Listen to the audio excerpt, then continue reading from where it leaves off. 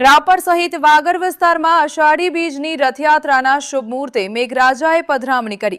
આજે ભગવાન જગન્નાથના પવિત્ર તહેવાર અને કચ્છી નવા વર્ષ અષાઢી બીજના પાવન અવસરે વાગર વિસ્તારમાં વરસાદી ઝાપટા વરસતા ભક્તોમાં આનંદની લાગણી છવાઈ ગઈ। રાપરના દરિયાસ્થાન મંદિરથી ભવ્ય રથયાત્રાનો પ્રારંભ થયો હતો। રાસ ગરબાની રમઝટ વચ્ચે નીકળેલી આ રથયાત્રા ત્રિકમ સાહેબના વિરડા ખાતે પહોંચી સંપન્ન થઈ હતી। રથયાત્રામાં સંતો, મહંતો, સમાજના આગેવાનો તેમજ મોટી સંખ્યામાં ભાવિકો જોડાયા હતા। ત્રિકમ સાહેબના વિરડા ખાતે મેળાનું પણ આયોજન કરવામાં આવ્યું હતું।